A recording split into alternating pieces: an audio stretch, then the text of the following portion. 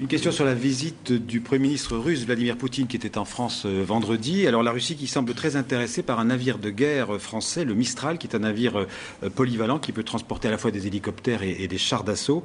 Alors la Géorgie et les pays baltes s'inquiètent déjà d'un achat éventuel par la Russie de ce bateau. Est-ce que vous êtes favorable, question très simple, est-ce que vous êtes favorable à la vente par la France du Mistral à la Russie? Oui, je suis favorable. Parce que il n'est pas nouveau que la France vend du matériel de guerre à ses alliés, à ses amis. Depuis le général de Gaulle, la France l'a toujours fait. Et quand vous avez une demande d'un pays ami pour du matériel de guerre, qui est autorisé à l'exportation, bien sûr, eh bien, elle le fait. Il ne vous a pas échappé non plus que pendant la visite de M. Poutine, il y a eu 20 accords dans le domaine civil également qui ont été signés avec la Russie. Ça veut dire qu'il y a un rapprochement effectif, fort, diplomatique, mais aussi économique entre la France et la Russie, et je crois que c'est une bonne chose. J'ai vu que l'Assemblée nationale avait reçu dans la semaine le ministre géorgien des Affaires étrangères. Il vous a, j'imagine, fait part de ses craintes?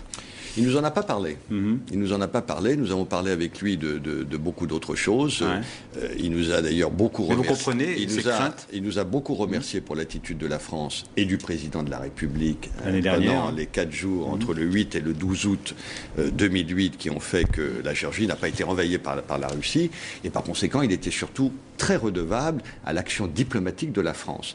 Et il ne nous a pas dit un mot sur le Mistral. Mais de quoi s'agit-il, ce Mistral ?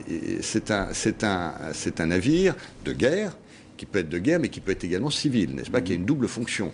C'est-à-dire que soit c'est un navire porte-hélicoptère, soit c'est un navire hôpital qui est utilisé, puisqu'il y a 70 lits d'hôpitaux, il y a 5 ou 6 pièces d'opération, et par conséquent qui est multifonction. Ouais. Et en plus, si la France le vend à la Russie, elle le vendra sans système d'armes. C'est-à-dire que l'armement sera effectué par la Russie lui-même. Donc finalement, ça consiste à vendre essentiellement une plateforme. Moi, je considère que c'est une bonne chose. Qui est considérée comme redoutable par les militaires. Non, mais je me souviens qu'il y en a 5 qui seront construits par les chantiers de Saint-Nazaire.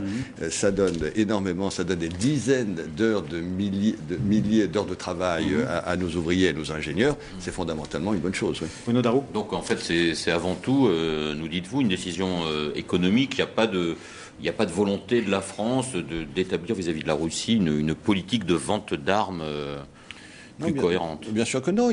Pour l'instant, on n'en est qu'aux prémices aux discussions, puisque le Mistral est actuellement hacké à Saint-Pétersbourg afin que les militaires russes puissent le visiter. Il y a une demande, il y a la marque d'intérêt de la part de la Russie pour cette plateforme. Et si ça venait à se concrétiser, la France accepterait de le vendre. Je veux dire, il n'y a rien d'extraordinaire. Je veux dire, on est dans des relations commerciales normales avec un pays ami. Un pays ami qui a beaucoup de gaz. Tant mieux.